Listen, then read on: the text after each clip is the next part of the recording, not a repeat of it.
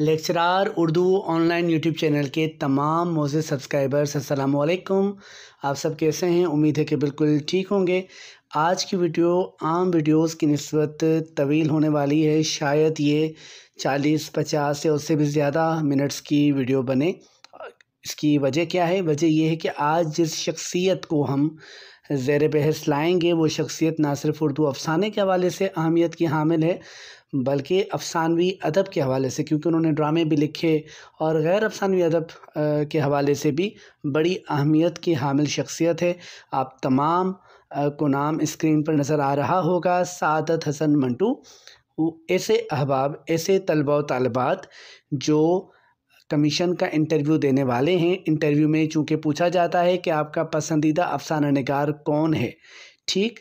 तो आप में से जो तलबा व तालिबात सादत हसन मंटू को अपना पसंदीदा अफ़साना निगार वहाँ पर बताएंगे, सादत हसन मंटू के हवाले से आप तैयारी कर रहे हैं, तो मेरा दावा है कि इंशाअल्लाह इस वीडियो से बाहर से कोई सवाल आपसे नहीं किया जाएगा, क्योंकि मैंने कोशिश ये की है कि सादत हसन मंटू की ज़िंदगी के तमाम गोशों को तमाम अहम गोशों को इसमें ज़ेर बहस लाया जाए और उनकी तसानीफ़ जो कि बहुत ज़्यादा हैं, उनका हर एक का तफसीली अहवाल और उनके ड्रामों की जो किताबें हैं उनका अहवाल और फिर उनकी खाका निगारी के हवाले से उनकी अफ़सानवी खुसूसियात, बतौर अफ़साना निगार वो किन खुसूसियात के हामिल थे, इन तमाम चीज़ों को और फ़नी और फ़िक्री हवालों से उनके अफ़सानों को कितने अदवार में तक़सीम किया जा सकता है, वो उन तमाम चीज़ों को हवालों समेत, जी हाँ, ये कोई इंटरनेट से ली गई कोई तहरीर नहीं है, ये मेरी अपनी तहरीर है, मेरी अपनी तहकीक है। और आप सबको मैं दावत दे रहा हूँ कि अगर कहीं पर भी आपको कोई भी शुबा हो तो आप मुझसे हवाला मांग सकते हैं।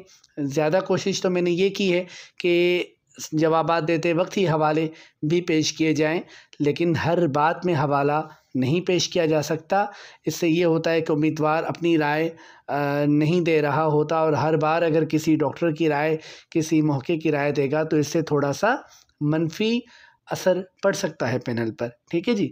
तो आज की वीडियो आपके लिए ख़ास होने वाली है जो सादत हसन मंटू को इंटरव्यू के लिए तैयार कर रहे हैं, और जो नहीं भी कर रहे हैं उनसे भी मंटू के हवाले से सवालात हो सकते हैं, क्योंकि ना भूलिए कि उर्दू अफ़साना मंटू के ज़िक्र के बग़ैर नामुकम्मल है।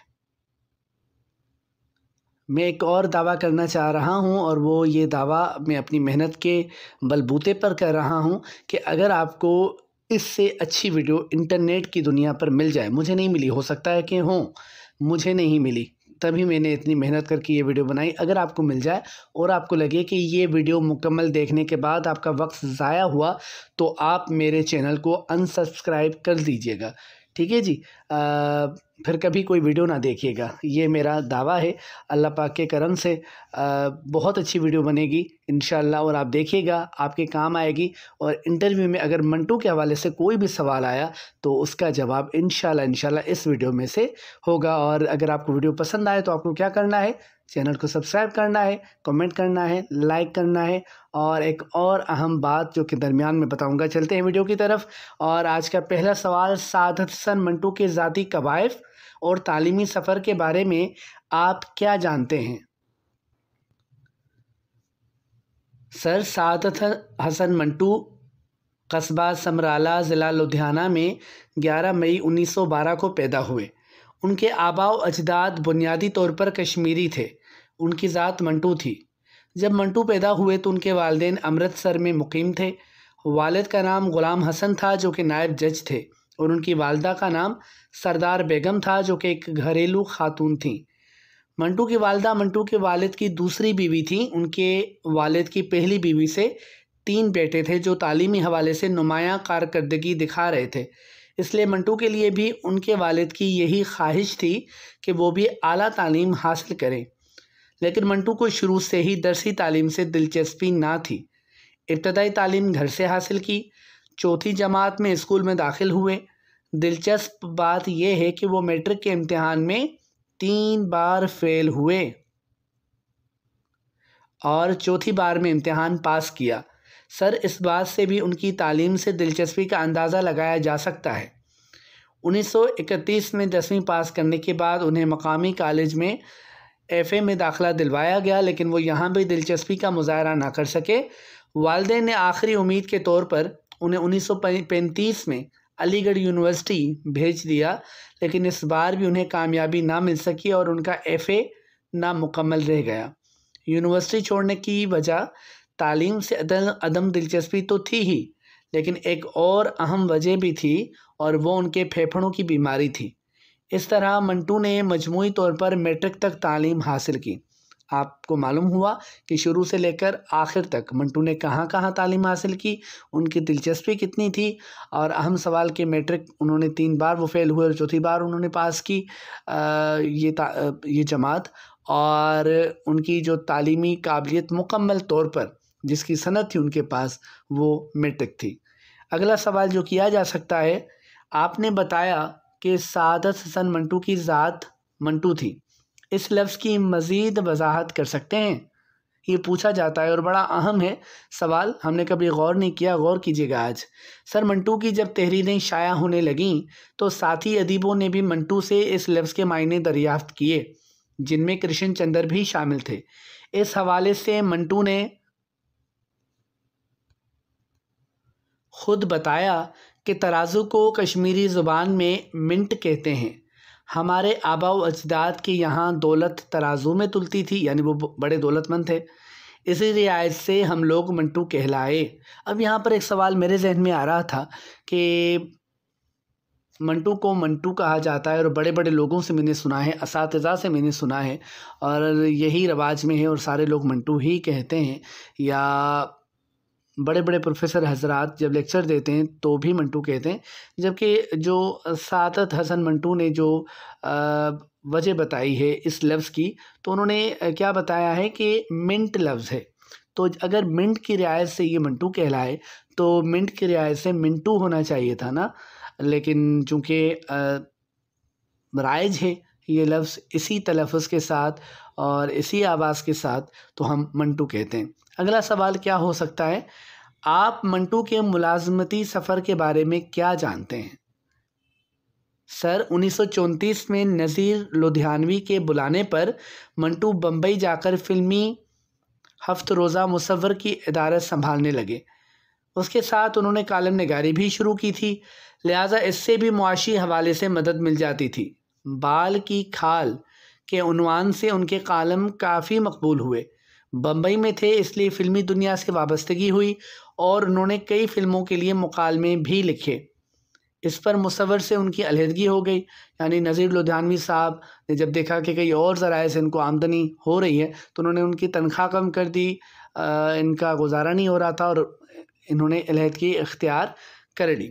अच्छा, उसके बाद उन्होंने कारवां और समाज की इदारत संभाल ली। इसके बाद यानी इन इदारों के बाद मुख्तलिफ़ फ़िल्म कंपनियों में भी उन्होंने मुलाज़मत की। कौन सी फ़िल्म कंपनियाँ? फ़िल्म सिटी और सरोज मूवी टोन से वो वाबस्ता हुए थे। वो बैक वक्त कहानीकार के तौर पर मुख्तलिफ़ फ़िल्म कंपनियों के साथ काम भी करते थे ताकि आमदन का ज़रिया अच्छा हो सके। फ़िल्म कंपनियां नुकसान के बायस बंद होती गईं। मंटू की मुसव्वर से फिर वाबस्तगी हो गई। नज़ीर साहब ने उनको दोबारा से बुला लिया, लेकिन फिर ज़्यादा अरसे तक ये कायम ना रह सकी। 1941 में मंटू ने बम्बई को छोड़ा और all India radio station Delhi पर मुलाजमत इख्तियार कर ली। मुआश की तंगी ने ज़्यादा तंग किया तो वो 1942 को फिर बम्बई चले गए और एक फ़िल्म कंपनी फ़िल्मिस्तान से वाबस्ता हो गए। एक अरसा तक फ़िल्मिस्तान में काम करने के बाद मंटू ये कंपनी छोड़कर बम्बई टाकीज़ में चले गए। तकसीम के बाद मंटू पाकिस्तान आ गए। यहाँ उन्होंने कई रसायल में कालम लिखना शुरू कर दिए। कभी कभी रेडियो पर अपनी कहानियाँ पढ़ने चले जाते थे। मुख्तलिफ़ रसायल में जब वो कहानियाँ अफसाने लिखते थे तो वहाँ से कुछ मुआवजा मिल जाता था। पाकिस्तान पहुंचकर उन्होंने 2 फिल्मों की कहानियाँ भी लिखी थीं, जिनमें से सिर्फ एक फ़िल्म बन सकी और दूसरी ना बन सकी। सर, मंटू का मिजाज ऐसा था कि वो ऐसी जगह पर टिक कर काम नहीं कर सकते थे जहां उनकी मंशा और मर्ज़ी के मुताबिक काम ना होता हो, और ज़ाहिर है ऐसा हर जगह होना मुमकिन नहीं था, लिहाजा फ़िक्र मुआश ने उन्हें कभी नहीं छोड़ा। अगर सवाल किया जाए कि मंटू ने अपनी अदबी ज़िंदगी का आगाज़ कब और कैसे किया, तो उसका जवाब क्या होगा? सर मंटू एफए में थे तो उनकी मुलाकात उस वक्त के कामरेड अब्दुल बारी से हुई, जो बारी अली के नाम से मारूफ थे। वो अलीगढ़ के तालीम याफ्ता होने के साथ इश्तराकियत पसंद थे। उनसे मुलाकात का सबसे बड़ा फ़ायदा ये हुआ कि मंटू तसनीफ़ व तहरीर की तरफ मुतवज्जा हुए। उनकी तहरीक पर मंटू ने अपने करीबी दोस्त हसन अब्बास के साथ मिलकर आस्कर वायलेट के ड्रामे वीरा का उर्दू तर्जुमा किया। उन दिनों बारी अली और हाजी लक लक अखबार मसावात में काम कर रहे थे। मंटू ने इस अखबार में फ़िल्मी कालम लिखने का आगाज़ किया। आस्कर वाइल्ड के ड्रामे के तर्जुमे के बाद उन्होंने विक्टर ह्यूगो के novel last days of condemned का तर्जुमा एक असीर की सरगुज़श्त के नाम से किया। उनके इस तर्जुमे को अदबी हलकों में पसंद किया गया, तो उन्होंने मज़ीद अंग्रेज़ मुसन्निफ़ीन के अफ़सानों के उर्दू में तराजुम किए, जिनमें गोरकी और मुपासा अहम हैं। उन्होंने कई जरायद के ख़ास नंबर भी मुरतब किए, जिनमें हुमायूं का फ़्रांसीसी अदब नंबर और आलमगीर का रूस नंबर ख़ास अहमियत के हामिल हैं। सर तराजुम के बाद मंटू की पहली तख्लीकी काविश एक अफ़साना तमाशा था, जो कि तकरीबन 1934 में उनके दोस्त बारी अली के जरीदे खल्क के पहले शुमारे में छपा, लेकिन इस पर मंटू का नाम शाया नहीं किया गया था।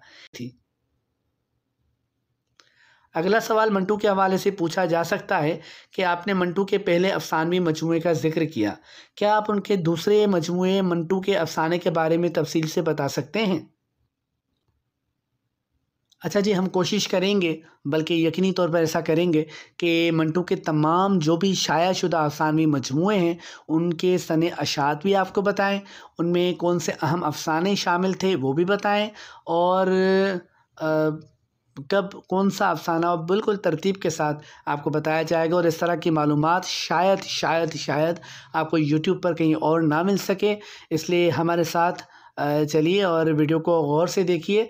वीडियो को कहीं से भी आप स्किप करेंगे तो आपका नुकसान होगा, क्योंकि इस वीडियो के नोट्स आपको व्हाट्सएप पर नहीं मिलने वाले हैं। क्यों नहीं मिलने वाले हैं और कब मिलेंगे मैं आगे बताऊंगा, और कैसे मिलेंगे। तो सवाल है कि मंटू के दूसरे मजमूए मंटू के अफसाने के बारे में बताएं। तो जी सर, मंटू का दूसरा मजमूआ मंटू के अफसाने के नाम से 1940 में शाया हुआ। इसमें 22 अफसाने शामिल थे और इस किताब का इंतसाब अखबार दीन दुनिया दिल्ली के नाम था। इस मजमूए के अफसानों में से नया कानून, टेढ़ी लकीर, ब्लाउज़ और हथक अहम अफसाने थे। कौन से अहम अफसाने थे? नया कानून, टेढ़ी लकीर, ब्लाउज़ और हथक। जी, अगला सवाल है कि मंटू के अफसानवी मजमूए धुआं के मुतल्लिक बताइए। सर, उनका तीसरा अफसानवी मजमूआ धुआं के नाम से 1941 में शाया हुआ। इसमें 19 अफसाने थे। इस किताब का इंतसाब मंटू के दोस्त हसन अब्बास के नाम था। इस मजमूए के अफसानों में धुआं, काली शलवार, मातमी जलसा, वो ख़त जो पोस्ट ना किए गए और एक्ट्रेस की आंख अहम अफसाने थे। सर, इस अफसानवी मजमूए में मंटू के 2 ड्रामे इंतज़ार और तलवन भी मौजूद थे। अगला सवाल, मंटू के अफसानवी मजमूए अफसाने और ड्रामे के मुतल्लिक बताइए। मंटू का चौथा मजमूआ अफसाने और ड्रामे 1943 में शाया हुआ। सर, इसमें 5 अफसाने और 6 ड्रामे शामिल थे। इंतसाब तस्नीम छतारी के नाम था। अफसानों में गौसल खाना अहम अफसाना था। अगला सवाल, मंटू के अफसानवी मजमूए लज़्ज़त संग के मुतल्लिक क्या जानते हैं? सर, मंटू का 5वां मजमूआ लज़्ज़त संग 1948 में शाया हुआ। इसमें 3 अफसाने बू, धुआं और काली शलवार के साथ उन पर चले हुए मुकदमों की तफसील भी शामिल थी। अगर आप तफसील पढ़ना चाहते हैं इन मुकदमात की, तो ये मजमूआ ज़रूर पढ़िए। उनके अलावा एक मजमून भी इस मजमूए का हिस्सा था। इंतसाब चौधरी मोहम्मद हुसैन के नाम था। इस किताब ने बड़ी मकबूलियत हासिल की, क्योंकि इसमें शामिल सारे ही अफसाने मुकदमों के बायस पहले ही मकबूलियत हासिल कर चुके थे। मंटू के अफसानवी मजमूए चुगत के मुतल्लिक बताइए। इसका जवाब क्या होगा? इसका जवाब होगा सर ये मंटू का छठा अफसानवी मजमुआ था जो 1948 में ही छपा। इसमें 9 अफसाने शामिल थे। इस किताब के दीबाचे को मंटू ने खुद लिखा और इस दीबाचे में तरक्की पसंदों को उन्होंने अच्छे अल्फाज में याद नहीं किया। किताब में शामिल अफसानों में बापू गोपीनाथ, जानकी और चुगत अहम अफसाने थे। मंटू के अफसानवी मजमुए सियाह हाशिए के मुतल्लिक क्या जानते हैं? इस मजमुए की क्या अहमियत है? सर मंटू का ये 7वां अफसानवी मजमुआ मोहम्मद हसन अस्करी के दीबाचे हाशिया आराई के साथ 1948 में छपा। यह 1948 में छपने वाला मंटू का तीसरा मजमुआ था। इसका इंतसाब ऐसे शख्स के नाम है जिसने कहा, जब मैंने एक बुढ़िया को मारा तो मुझे ऐसा लगा कि मुझसे कत्ल हो गया है। इस मजमुए की अहमियत ये है कि ये पाकिस्तान में शाया होने वाला पहला मजमुआ था। किताब में शामिल 32 मुख्तसर अफसानों में से मजदूरी, इस्तक़लाल, इश्तराकियत और तकसीम काबिल ज़िक्र हैं। ये अफसाने इस कदर मुख्तसर हैं कि उनमें से बाज़ सिर्फ़ 2-3 सतूर पर मुश्तमिल हैं। ऐसे अफसानों को क्या कहा जाता है? आज के अदब में ऐसे अफसानों को मिनी अफसाना कहा जाता है। इन अफसानों का मौजू तकसीम और उस तकसीम के नतीजे में होने वाले फसादात हैं। आप मंटू के अफसानवी मजमुए खाली बोतलें खाली डब्बे के मुतल्लिक क्या जानते हैं? सर मंटू का 8वां अफसानवी मजमुआ खाली बोतलें खाली डब्बे के उन्वान से 1950 में शाया हुआ। इसका इंतसाब एक खाली बोतल के नाम है। मजमुए में शामिल 13 अफसानों में से खाली बोतलें खाली डब्बे, नंगी आवाज़ें और 2 कौमें अहम हैं। मंटू के अफसानवी मजमुए ठंडा गोश्त के मुतल्लिक कुछ बताइए। इस मजमुए की ख़ास बात क्या थी? सर मंटू का मकबूल तरीन मजमुआ ठंडा गोश्त 1950 में शाया हुआ। ये उनका 9वां मजमुआ था। किताब का इंतसाब ईशर सिंह के नाम था जो मंटू के मरकज़ी अफसाने का मरकज़ी किरदार है। इस मजमुए में 8 अफसाने शामिल हैं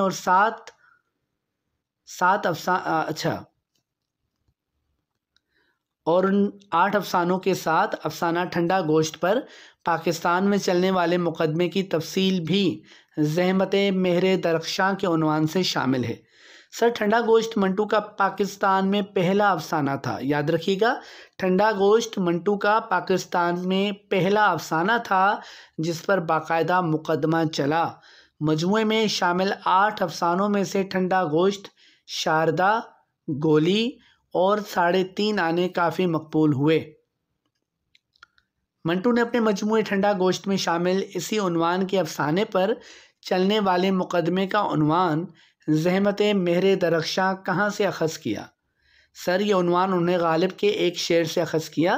गालिब का ये शेर किताब के सरनामा पर भी मौजूद था। शेर यूँ है, लरसता है मेरा दिल ज़हमत मेहर दरख्शां पर, मैं हूँ वो कतराए शबनम जो हो खारे बयाबां पर।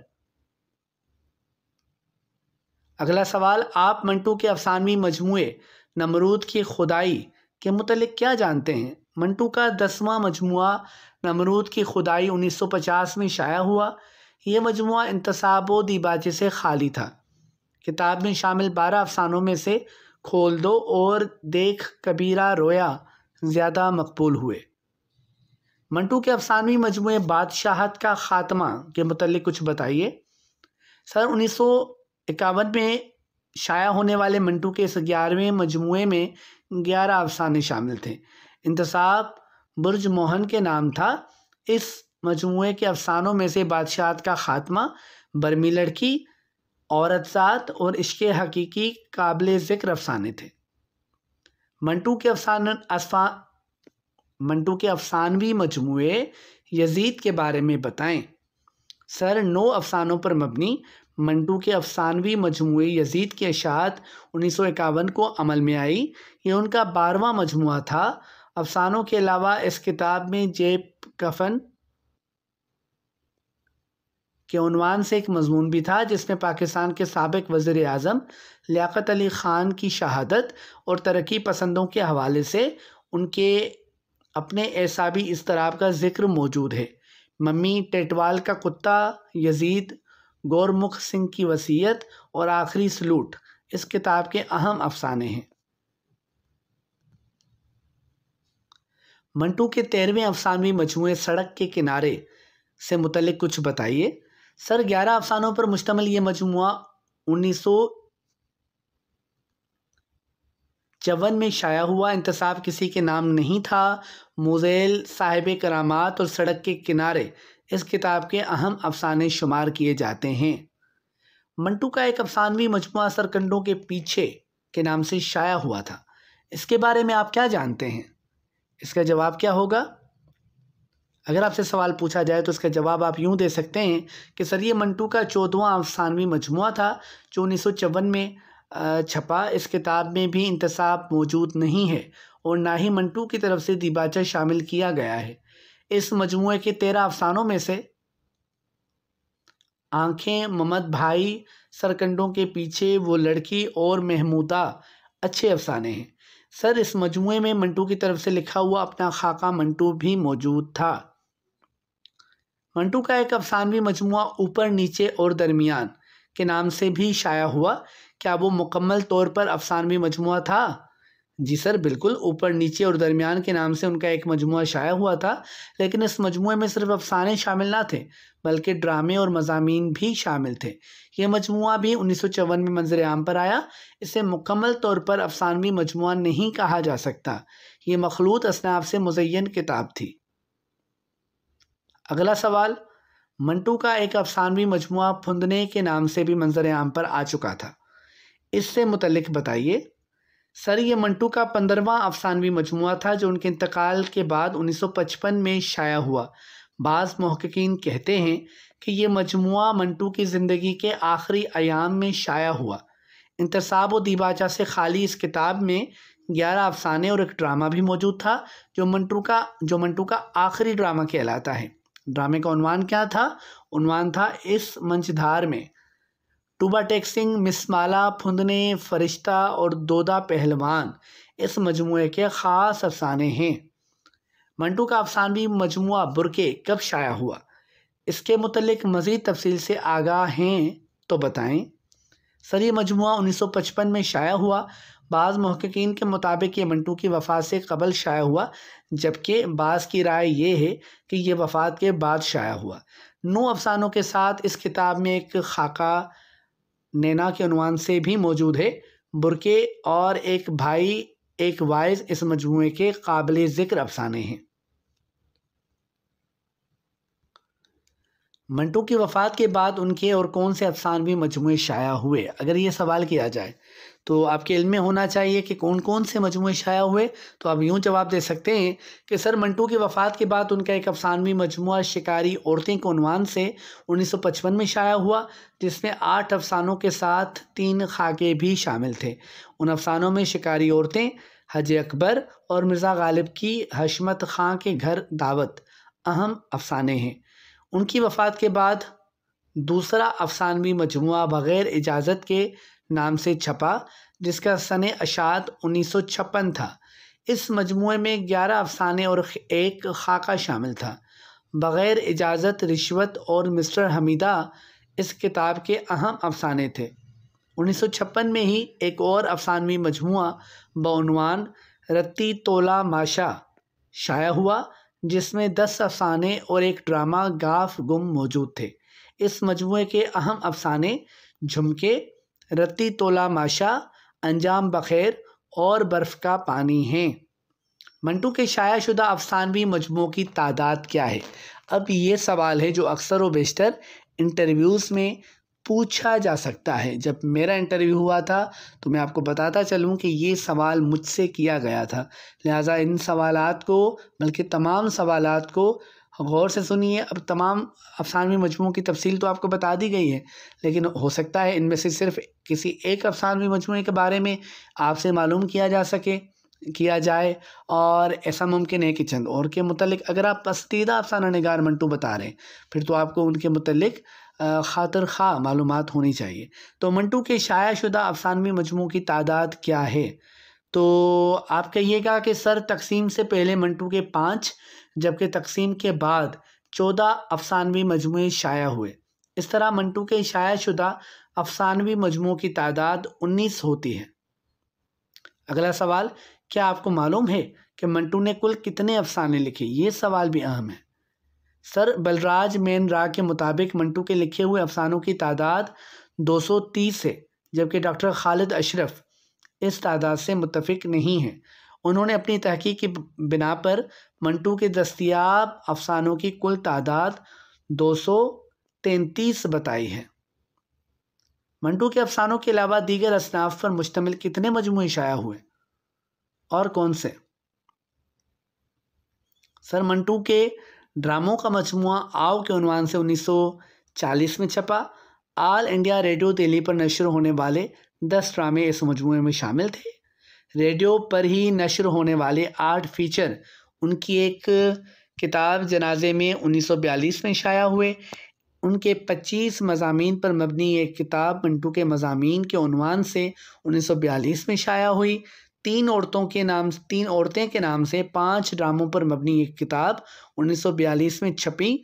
6 ड्रामों पर मबनी किताब अफसाने और ड्रामे 1943 में मंजर आम पर आई और 11 ड्रामों पर मबनी करवट 1944 में शाया हुई। सर इसके अलावा 18 ड्रामों पर मुश्तमिल किताब मंटू के ड्रामे भी 1944 में छपी। ड्रामों और फीचरों पर मुश्तमिल एक और किताब तल्ख तुर्श और शीरी 1948 में शाया होकर मकबूल हुई।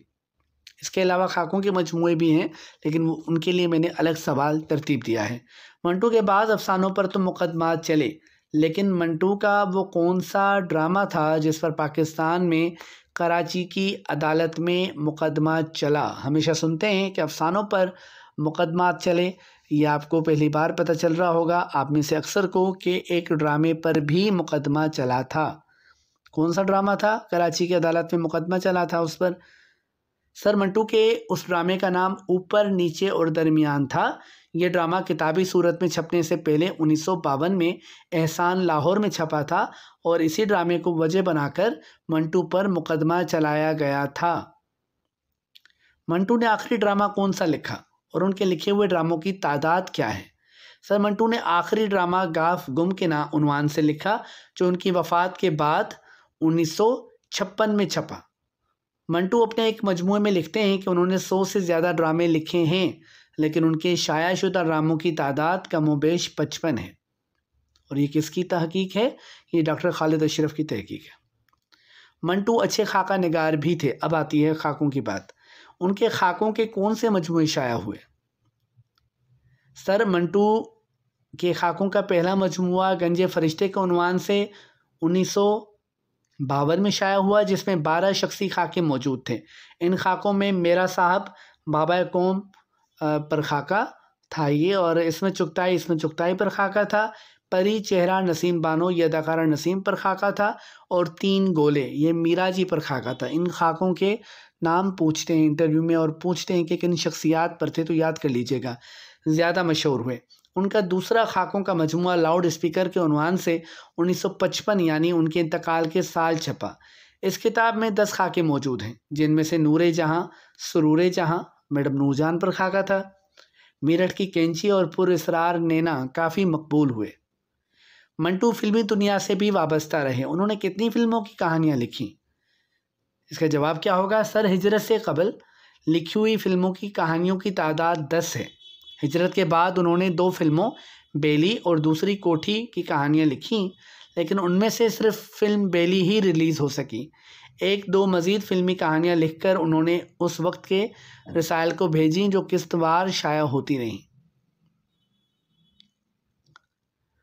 अगला सवाल, मंटू ने उर्दू के एक अजीम शायर की ज़िंदगी पर बनने वाली फ़िल्म की कहानी भी लिखी थी। आप उस फिल्म का नाम जानते हैं? आप ये ना समझिएगा कि अगर आप अदब के आदमी हैं तो आपसे सिर्फ अफसानों, ड्रामों और इस तरह की दीगर असनाफ़ के मुतल्लिक पूछा जाएगा। चूँकि आप फ़नून लतीफ़ा के आदमी हैं, लिहाजा आपसे मौसीकी, आपसे फ़िल्म के मुतल्लिक भी सवालात हो सकते हैं। बल्कि अगर आप कामयाब होने वाले दोस्तों से पूछें तो आपको बताएंगे कि उनसे भी उनमें से अक्सर से इस तरह के सवालात किए जाते हैं। इससे मालूम होता है कि आपका फ़नून लतीफ़ा के किन किन शोबों से ताल्लुक़ है। हाँ जी, तो मंटू ने उर्दू के एक अजीम शायर की ज़िंदगी पर बनने वाली फ़िल्म की कहानी लिखी थी। वो फ़िल्म कौन सी थी? जी सर, मिर्ज़ा गालिब के नाम से बनने वाली फ़िल्म ऐसी फ़िल्म थी जो मिर्ज़ा गालिब की ज़िंदगी पर बनाई गई थी। मंटू ने इस फ़िल्म की कहानी लिखी थी। इस फ़िल्म के हिदायतकार सोहराब मोदी थे। भारत भूषण ने गालिब का किरदार अदा किया था और सुरैया ने डोमनी का किरदार निभाया था। फ़िल्म के मुकालमे राजेंद्र सिंह बेदी ने लिखे थे। ये एक कामयाब फ़िल्म थी जिसने हिंदुस्तान का अव्वलीन नेशनल अवार्ड भी हासिल किया था। मंटू की तख्लीकात पर मुकदमे भी चलाए गए। उनके कितने अफसानों और कितने ड्रामों पर मुकदमे चलाए गए थे? ये मशहूर सवाल है मंटू के हवाले से, तो इसके मुतालिक मालूमात का होना ज़रूरी है। जी सर, मंटू के 5 अफसानों काली शलवार, धुआं, बू, खोल दो और ठंडा गोश्त पर और एक ड्रामे ऊपर नीचे और दरमियान पर मुकदमा चलाया गया। उनकी तख्लीकात पर चलाए गए मुकदमात की तादाद 6 है। बाज़ मुहक्किकीन 5 भी बताते हैं, लेकिन अगर आप नज़र अमीक से मुताला कीजिए और ज़्यादा तहकीक कीजिए तो ज़्यादा किताबों में तादाद 6 मिलती है और उन तमाम तख्लीकात के मैंने नाम भी गिनवाए हैं। मंटू का इंतकाल कैसे और कब हुआ? सर, मंटू जिस्मानी तौर पर शुरू से ही नहीफ थे, कमज़ोर थे। अलीगढ़ में दाखिला हुआ तो वहाँ से तालीम नामुकम्मल छोड़कर आने की दूसरी वजह फेफड़ों का आर्ज़ा भी था। ज़हनी इज़्तिराबी और माली परेशानियों ने उनको ज़्यादा से ज़्यादा काम करने पर मजबूर किया और इस तरह से दिन ब दिन उनकी सेहत गिरती चली गई। शराब नोशी की आदत ने रही सही कसर भी पूरी कर दी। आगे चलकर उन्हें जिगर का आर्ज़ा लाहक हो गया। शराब उनके लिए ज़्यादा बल्कि बहुत ज़्यादा मुज़र सेहत थी, लेकिन वो इस इल्लत से अपनी जान ना छुड़ा सके। बिलाखिर 18 जनवरी 1955 को उनका इंतकाल हुआ, तो उस वक्त उनकी उम्र 42 बरस 8 माह 7 दिन थी। अच्छा, अब यहाँ तक तो हमने मंटू की तालीमी काबिलियत को भी देखा, उनके ज़ाती हालात को भी देखा, उनके जो रिश्तेदार थे उनके मुतल्लिक भी जाना, उन्होंने कहाँ से तालीम हासिल की, मुलाज़मत का पूरा सफ़र जो हिंदुस्तान में रहा, जो पाकिस्तान में रहा, उस पर भी बात की हमने। और उसके बाद हम आए मंटू की फ़िल्मी ज़िंदगी के हवाले से। हमने देखा कि कहाँ उन्होंने मुलाज़मत की और किन फ़िल्मों की उन्होंने कहानियाँ लिखी, यानी फ़िल्मी सनत से जो वो वाबस्ता रहे, तो वहाँ पर उन्होंने कौन से कारहाए नुमायाँ सरअंजाम दिए। और उसके बाद हमने मंटू की तमाम तसानीफ़, ना सिर्फ़ अफ़सानवी मजमूओं के मुतल्लिक़ पढ़ा, बल्कि हमने उनके ड्रामों के मजमूए भी देखे, हमने उनके खाकों के मजमूए भी देखे। यानी मुकम्मल मंटू जो है, हमने कोशिश की है कूज़े में समंदर को क़ैद करने की कोशिश की है। और ये कोशिश कहाँ तक कामयाब होती है, आपकी किस कदर काम आती है, ये आपको तब पता चलेगा जब आप इंटरव्यू हॉल से बाहर आएंगे और आपसे अंदर जो सवालात पूछे जाएंगे और वो उन सवालात के जवाबात इंशाल्लाह आपको इस वीडियो में मिलेंगे। क्योंकि मैंने कोशिश की है कि कोई भी पहलू ऐसा ना रहने दूं जो मंटू के हवाले से अहम हो। ज़ाहिर है कि इंटरव्यूज़ में जो भी सवालात किए जाते हैं वो अहम पूछे जाते हैं, वरना तो लोगों की 60 बरस की जो ज़िंदगी होती है, तमाम ज़िंदगी का अलग से लेकर ये तक नहीं पूछा जाता, अहम चीज़ें पूछी जाती हैं। तो मंटू के हवाले से जो भी अहम बातें थीं उनको हमने तकरीबन उस पर बहस कर दी है और बातचीत हमारी हो गई है। लेकिन अब आते हैं उनकी अफ़साना निगारी की दीगर हवालों पर बात करते हैं। यानी उनकी अफ़साना निगारी को कितने अदवार में तकसीम किया जाता है, ये सवाल बड़ा अहम सवाल है, देखिएगा।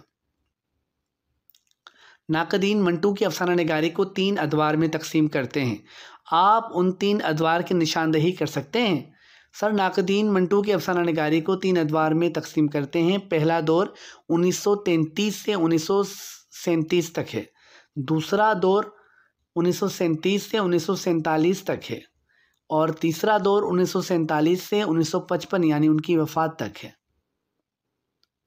क्या आप फ़नी और फ़िक्री हवाले से मंटू की अफ़साना निगारी के इन 3 अदवार की जामे ख़ुसूसियात बता सकते हैं? सवाल से अंदाज़ा लगाइएगा इस सवाल की अहमियत का कि अब हम उनके फ़न पर, उनकी फ़िक्र पर बात करने वाले हैं कि उनके मजमूए किस नोयत के हैं। फ़नी और फ़िक्री कसौटी पर अगर उस हवाले से देखें तो उनका क्या मकाम है। जी सर, मंटू के पहले दौर के अफ़साने इब्तदाई होने की वजह से उस दर्जे के नहीं जिस दर्जे के दूसरे अदवार के अफ़साने हैं। इस दौर में ना तो कोई ऐसा अफ़साना है जो जिन्स के मौजू पर लिखा गया हो और ना ही ऐसा अफ़साना है जो मुतनाज़ा हो। फ़िक्री हवाले से ये अफ़साने इनकलाब पसंद और तरोताज़ा हैं, लेकिन फ़नी हवाले से इनमें वो पुख्तगी नज़र नहीं आती जो इन्हें उर्दू के बेहतरीन अफ़सानों की सफ़ में ला खड़ा करे। इन अफ़सानों की सबसे बड़ी खूबी इनका सादा उसलूब और हकीकत पसंदी है। सर, दूसरे दौर के अफ़साने मंटू के बेहतरीन अफ़साने कहलाते हैं। यही वो दौर है जब मंटू का कलम बेबाक हुआ और इसी दौर के अफ़सानों में मंटू ने तवाइफ़ के मौजू पर लिखा जो उनका अहम हवाला बना। काली शलवार, धुआं, खोल दो, बू, हतक और ठंडा गोश्त समेत कई और अफ़साने इस दौर में लिखे गए जो फ़नी व फ़िक्री हवाले से उर्दू के अहम तरीन अफ़साने समझे जाते हैं। मंटू की अफ़साना निगारी का तीसरा दौर इस हवाले से अहम है कि हिजरत करने के बायस उन्हें मुआशी तंगी का सामना था और इस तंगी से निमटने के लिए उन्होंने बहुत ज़्यादा लिखना शुरू कर दिया था। कसरत से लिखा उन्होंने और अब उम्र की जिस हिस्से में वो थे तो उनका शऊर मज़ीद पुख्ता हो गया था। फ़िक्री समत का तयन कर चुके थे, लिहाजा उन्होंने अपनी तख्लीक़ात के फ़न पर कड़ी निगाह रखी, यानी फ़न को मलहूज़ ख़ातिर रखा। यही वजह है कि इस दौर के अफ़साने फ़नी एतबार से शाहकार नज़र आते हैं। टूबा टेक्सिंग जैसा कमाल अफ़साना उन्होंने इसी दौर में लिखा। उनका मौजू तक़सीम के साथ वो सारे समाजी मसाइल थे जो इस दौर के इंसान को दरपेश थे, यानी जिस दौर में ये अफ़साने लिखे गए। जिन्स का मौजू उस दौर में भी उनके पेशे नज़र रहा, यानी जो उनके अफ़साना निगारी का तीसरा दौर है, इस दौर में भी दूसरे दौर की तरह जिन्स के मौजू को उन्होंने उन पर अफ़साने लिखे। मंटू के ऐसे 5 अफ़सानों के नाम बताएं जो उन्होंने तवाइफ़ के मौजू पर लिखे। अब ये तो बड़ा शोर किया जाता है कि मंटू ने तवाइफ़ पर लिखा, तवाइफ़ के मौजू को ज़्यादा उन्होंने इस्तेमाल किया। लेकिन अगर कोई आपसे पूछे कि चलें भई, आप ये तो कहते हैं कि तवाइफ़ के मौजू पर बहुत लिखा, ज़रा 5 अफ़सानों के नाम बताइए जो तवाइफ़ के मौजू पर हों। तो ये तभी बता सकते हैं जब आपका मुताला हो या आपने इस तरह की कोई वीडियो देखी हो जिसमें आपको ये जवाब दिया जा चुका हो। तो आप वो वीडियो देख रहे हैं, आपको मुबारक हो। और वो 5 अफ़साने कौन से हैं? काली शलवार, अंजाम बखैर, हतक, बर्मी लड़की और सरकंडों के पीछे मंटू के ऐसे अफ़साने हैं जिनका मौजू तवाइफ़ है। अगला सवाल, बतौर अफ़साना निगार मंटू किन खुसूसियात का हामिल है? सर, ऐसे अफ़साना निगार बहुत कम हैं जो फ़नी व फ़िक्री दोनों हवालों से मुकम्मल हों। मंटू के अफ़सानों में जहाँ आला पाए की फ़िक्र मौजूद है, वहीं फ़न का कमाल भी मौजूद है। मैं समझता हूँ कि उनके अफ़साने अपने मौजू और तर्ज़ अदा के बायस अहमियत के हामिल हैं। उनके अफ़सानों का आगाज़ और अंजाम आपस में इस तरह मरबूत होता है कि पढ़ने वाला एक लम्हे के लिए भी कहानी से बाहर झांकने की फ़ुर्सत नहीं पाता। दरमियान में कहीं भी कहानी अपनी समत से नहीं हटती और सीधी चली जाती है। उनके यहाँ तजस्सुस की जो फ़ज़ा मौजूद होती है वो क़ारी को अपने साथ मौजूद रहने पर मजबूर कर देती है। सर, उनके अफ़साने पढ़ें तो बावजूद कोशिश के मुंझे हुए क़ारी को भी आखिर तक पता नहीं चलता कि अंजाम क्या होगा, और ये किसी भी कामयाब अफ़साने की बुनियादी शराइत में से एक शर्त होती है। चूँकि उन्होंने यूरोपी अदब का खातिर ख़्वाह मुताला कर रखा था, लिहाजा वो आलमी अफ़साने के फ़न, मिजाज और मयार से पूरी तरह वाकिफ़ थे। आलमी अदब के असरात ना सिर्फ उनकी फ़िक्र बल्कि उनके फ़न पर भी मौजूद नज़र आते हैं।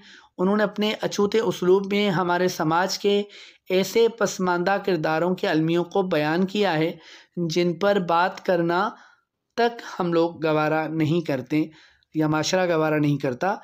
मंटू की ख़ासियत ये है कि वो ना सिर्फ ऐसे मौसूआत पर बात करते हैं बल्कि खुलकर इजहार ख़याल भी करते हैं जिसे हमारे यहाँ गैर अखलाकियत समझा जाता है। बाज़ उसे बेबाकी कहते हैं।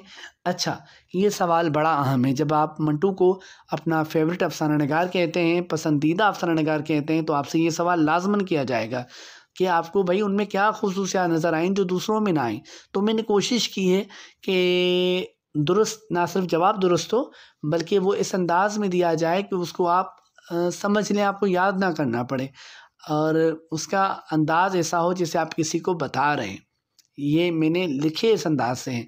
आज ही मैंने इनको लिखा है, आज ही मैंने इनको कंपोज़ किया आपके लिए, और इस वक्त मैं इनको इस पूरी वीडियो को रिकॉर्ड कर रहा हूँ सिर्फ़ और सिर्फ़ आपकी वजह से, क्योंकि मुझे इनबॉक्स में कई पैगाम आता है कि सर मंटू के हवाले से तफ़सीली वीडियो बनाइए, हम उसको मंटू को तैयार कर रहे हैं। इंटरव्यू में हम ये बताएँगे कि मंटू हमारा पसंदीदा अफ़साना निगार है, तो अगर मंटू के मुतालिक बताएँगे तो ये तोहफ़ा मेरी तरफ़ से कबूल कीजिए, और अगर पसंद आए तो मुझे शुक्रिया कमेंट्स में कहिएगा, ठीक है जी। अच्छा, आपको एक और बात मैंने बताई थी कि इस वीडियो के नोट्स आपको नहीं मिलेंगे। अमूमन ऐसा होता है कि हम फ़ेसबुक के थ्रू व्हाट्सएप पर आपको एक तरीक़ेकार बताया गया, और आप आते हैं, तारुफ़ वग़ैरह करते हैं, और उस पर आप यकीन दहानी करवाते हैं कि ये नोट्स आप जो है वो अपनी ज़ात तक महदूद रखेंगे और कहीं और आप इसको नहीं किसी को भेजेंगे, ठीक। जिसको देखना हो वो ज़ाहिर है कि फिर चैनल पर आएगा और उसको इस वीडियो को देखेगा। लेकिन इस बार ऐसा है कि इस वीडियो के नोट्स आपको व्हाट्सएप पर नहीं मिलेंगे। नोट्स हासिल करने का एक आसान सा मैं आपको एक और तरीका बता रहा हूँ। वो तरीका ये है कि आप इन नोट्स को लिखिए। आप कहेंगे सर टाइम बहुत कम है और इतनी लंबी वीडियो है तो हम इसको लिखें। देखिए जी, डोंट फॉरगेट, ये आपका इंटरव्यू है, आपके इंटरव्यू का सवाल है। मेरा इंटरव्यू नहीं है, आपका इंटरव्यू है, और आपके लिए इस वीडियो को बनाया गया है। तो जितनी भी कोई, तब भले आपको ये वीडियो अच्छी लगे, किसी और चैनल पर अगर कोई और चीज़ आपको अच्छी लगती है ना, तो मेरा मशवरा ये है कि उसको ज़रूर देखें, ठीक। और उसको देखकर वो अपनी पसंद की चीज़ जो है, अगर आपको मालूमाती लगती है और मुस्तंदिद लगती है, तो उसको लिखते जाएँ, ठीक। एक बार मुकम्मल वीडियो देख लें, उसके बाद आप उसको आहिस्ता-आहिस्ता लिखते जाएँ। इसमें आपको वक़्त भी लगेगा, मेहनत भी लगेगी, लेकिन एक बात याद रखें कि लिखी हुई चीज़ हम कभी नहीं भूलते हैं। ये साइंस ने प्रूव कर दिया है कि जिस चीज़ को हम लिखते हैं उसको हम नहीं भूलते हैं, ठीक। दूसरा मसला मेरे साथ ये है कि जब आप लोग व्हाट्सएप पर आते हैं तो मैं आपके लिए वीडियोज़ बना रहा होता हूँ, मुझे लिखना पड़ता है पहले। मैं यकीन कीजिए, बल्कि अब आपको यकीन ख़ुद ब खुद आ जाएगा जब आप वीडियो देखेंगे, क्योंकि इस तरह की चीज़ें नेट पर अवेलेबल नहीं है। आप जाएँ, आप ढूँढिए, अगर ये मैटर जो मैंने यहाँ पर लिखा है आपको मिल जाए तो आप मेरे चैनल पर फिर कभी नहीं आइएगा। मैंने शुरू में ये बात कही थी, ये मैं ख़ुद लिखता हूँ मुख्तलिफ़ किताबों की। ये पीएचडी डॉक्टर हज़रात की मेहरबानियाँ हैं जिन्होंने इस कदर इल्मी ख़ज़ाना छोड़ा है कि हम उनसे रहनुमाई हासिल कर लेते हैं, और कई कुतुब को सामने रखा जाता है, मालूमात ली जाती है, मुस्तनद हवाले लिए जाते हैं, और आपके लिए वीडियोज़ बनाई जाती हैं। और आप कहते हैं कि भई वो वीडियो तो हमने मुश्किल से 40-50 मिनट देख लिए हैं और अब हमें नोट्स चाहिए, ठीक। तो जब आप नोट्स के लिए बारी-बारी कई 100 लोग आते हैं और बारी-बारी मुझे उनसे गुफ्तगू करनी पड़ती है, तो मैं वीडियोज़ नहीं बना सकता। गुज़िश्ता 2 दिन से 2 दिनों से कोई वीडियो नहीं अपलोड हुई। वजह पूछिए, वजह यही है कि मैं मसरूफ़ था इसी तरह नोट्स देने में, और इसी तरह लोगों से बात करने में, कि वो जो आते थे इनबॉक्स में और कहते थे सर हमें नोट्स चाहिए। तो अब ये वाला सिलसिला फ़िलवक़्त हम इसको रोकते हैं। हाँ, एक और तरीका है। अगर आप चाहते हैं कि आपको ये नोट्स बैठे-बिठाए बग़ैर मेहनत के मिल जाएँ, तो एक और काम किया जा सकता है। वो काम आपके लिए भी अच्छा हो जाएगा, मेरे लिए भी अच्छा है। अगर इस वीडियो पर 1000 से ज़ायद, यानी 1K से ज़ायद व्यूज़ आते हैं, ठीक। इस वीडियो का वॉच टाइम दीगर वीडियो से ज़्यादा आता है, ठीक। तो मैं अगर जिस दिन 1K से ज़्यादा इसके व्यूज़ हो गए, वॉच टाइम ज़्यादा हो गया, ठीक, तो उसी दिन मैं गूगल ड्राइव का लिंक डिस्क्रिप्शन में दे दूँगा। आप उस लिंक पे जाइएगा और फ़ौरन से उसको डाउनलोड करके अपने पास इस फ़ाइल को रख दीजिएगा, ठीक है जी। तो ये एक तरीका हो सकता है। मेरी 3 से 4 वीडियोज़ इस चैनल पे ऐसी हैं जिन पर 1500 से ज़्यादा व्यूज़ आए हैं। ये आपकी मोहब्बत है, आपकी इल्म दोस्ती है, और मेरी मेहनत है। ज़ाहिर है कि फिर इन दोनों का इम्तिज़ाज है कि आप ये रिज़ल्ट इस तरह का मिलता है। तो अगर इस वीडियो को अगर ज़्यादा व्यूज़ आते हैं तो ज़ाहिर है कि हम समझते हैं कि आपको ज़्यादा ये वीडियो पसंद आई है। तो अगर आपको पसंद आई है तो इसे बार बार देखिए।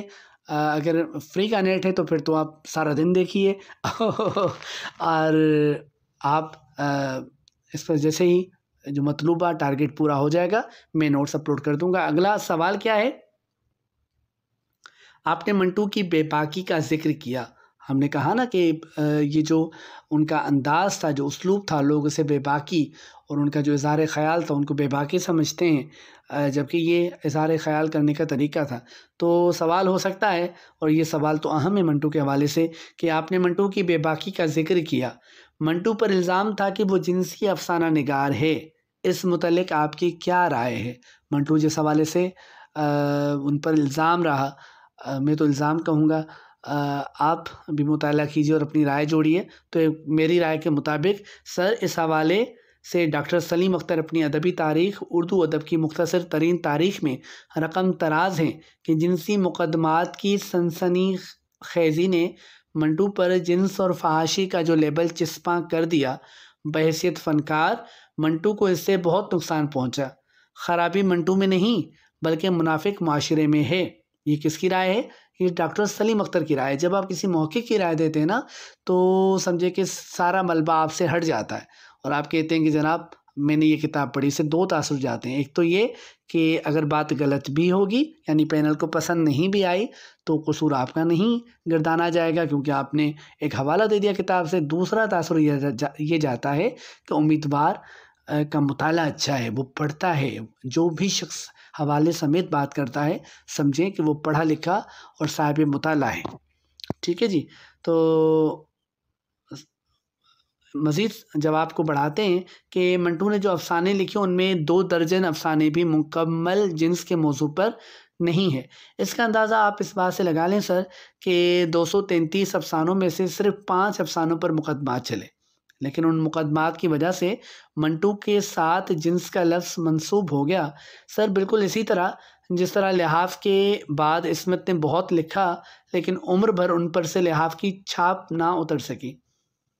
सर अगर हम कहते हैं कि अदब समाज का आईना है, literature is the mirror of society, तो इस आईने में अपनी मर्ज़ी की तस्वीर तो नहीं दिखाई जा सकती।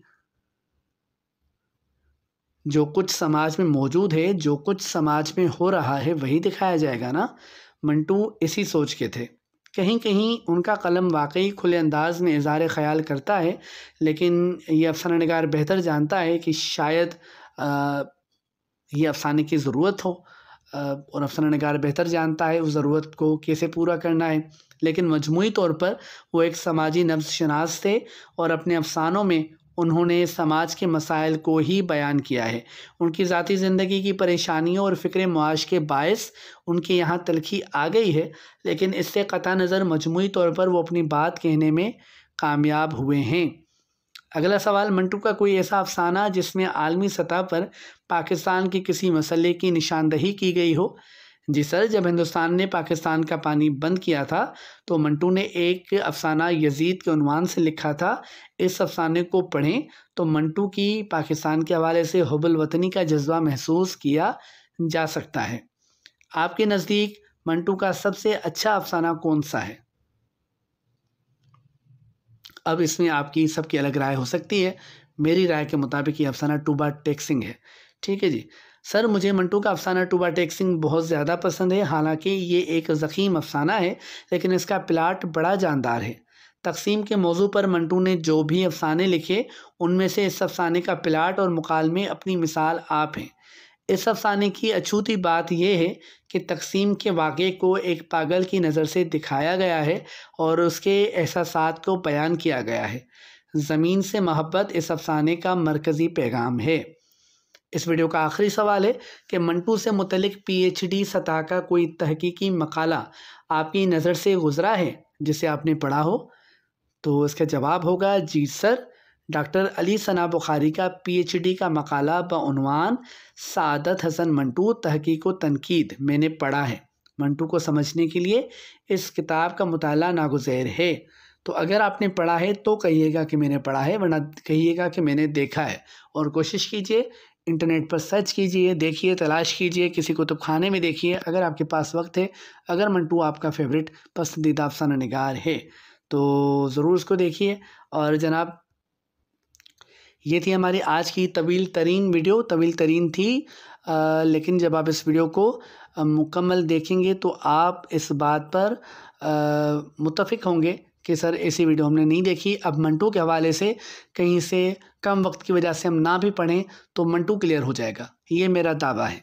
मेरा दावा है कि मंटू के मुतल्लिक़ वैसे मैं इस बात का कायल नहीं हूँ कि किसी भी मौजू के हवाले से किसी एक जगह से पढ़ लें। कई किताबें मैं ख़ुद पढ़ता हूँ, लेकिन चूँकि आपके पास वक्त कम है, आपको कई अफसाना निगारों, तख्लीकारों के बारे में पढ़ना है, अदब के मुतल्लिक़ पढ़ना है, लिहाजा मंटू के हवाले से अगर आप ये भी ये एक वीडियो भी देखते हैं तो आपके लिए बहुत से ज़्यादा हो जाएगा। ठीक, मज़ीद मेरा मशवरा है कि आप ज़्यादा से ज़्यादा पढ़ें, मुख्तलिफ़ मुहक़्क़ीन की कुतुब पढ़ें मंटू के हवाले से, ताकि ज़्यादा से ज़्यादा इल्म आप तक पहुंच सके। 50 मिनट में मैं इससे ज़्यादा बेहतरीन चीज़ नहीं बना सकता था। और ये कैसी लगी वीडियो आपको, इसका इज़हार कमेंट सेक्शन में ज़रूर कीजिएगा। वीडियो को मुकम्मल देखिए, इसको लाइक कीजिए, कमेंट में अपनी राय दीजिए और अगली किस शख्सियत के मुतल्लिक़ आप वीडियो चाहते हैं उसका बताइए। और आपकी मोहब्बत आप के अमल से ज़ाहिर होगी, और आपका अमल क्या है, वीडियो को मुकम्मल देखना और इसके मुतल्लिक़ अपनी राय का इज़हार करना। अपना ख्याल रखिएगा, अपने अहले खाना का ख्याल रखिएगा, अपने दोस्तों का ख्याल रखिएगा, मुझे दुआओं में याद रखिएगा। शुक्रिया।